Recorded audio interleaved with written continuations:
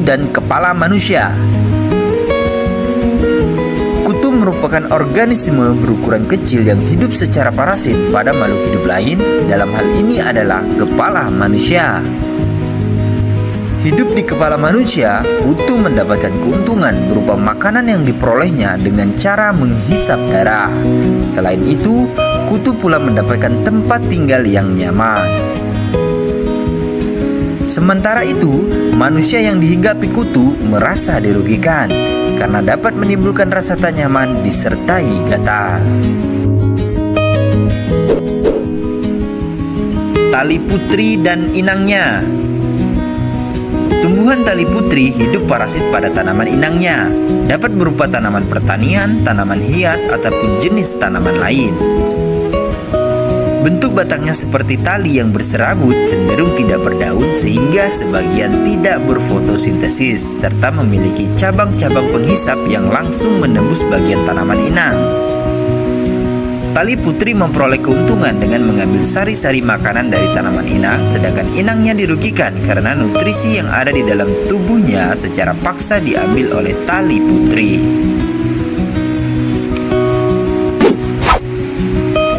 Cacing pita dan manusia. Cacing pita yang hidup di dalam tubuh manusia memperoleh keuntungan karena dapat mendapatkan makanan secara langsung dari usus manusia. Sedangkan manusia sendiri dirugikan karena sebagian makanannya diambil oleh cacing pita. Apabila keadaan ini terus terjadi, maka manusia yang menjadi inang dari cacing pita tersebut akan mengalami sakit dan kekurangan nutrisi. Lintah dan makhluk hidup lain. Lintah bisa hidup dengan menempel dan masuk ke dalam tubuh makhluk hidup lain yang menjadi inangnya. Keuntungan yang didapat lintah adalah ia mendapat tempat tinggal dan makanan berupa darah yang langsung dihisap dari inang. Sedangkan hewan lain yang ditinggali lintah akan dirugikan karena darahnya dimakan oleh lintah. Rafflesia arnoldi dan inangnya. Rafflesia arnoldi merupakan tumbuhan yang tidak dapat berfotosintesis sehingga hidup parasit pada inangnya berupa tanaman merambat bernama tetrastigma. Rafflesia diuntungkan karena memperoleh makanan langsung dari tanaman inang, sedangkan tanaman inang dirugikan karena sebagian nutrisinya diambil oleh Rafflesia arnoldi. Kelelawar vampir dan hewan mamalia.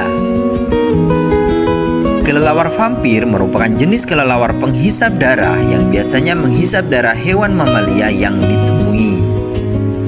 Kelelawar vampir memperoleh keuntungan berupa darah yang menjadi makanannya dari hewan mamalia, sedangkan mamalia tersebut dirugikan karena darahnya dihisap oleh kelelawar.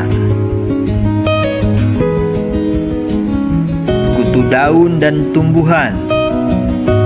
Kutu daun biasanya hidup berkelompok-kelompok dan tinggal pada jenis tanaman tertentu. Kutu daun memperoleh keuntungan berupa getah atau sari makanan yang ada di dalam tumbuhan yang ia tinggali. Sedangkan tumbuhan inang yang ditinggalinya akan dirugikan karena sebagian makanannya diambil oleh kutu daun serta menimbulkan bekas luka yang dapat mendatangkan jamur dan hama lain.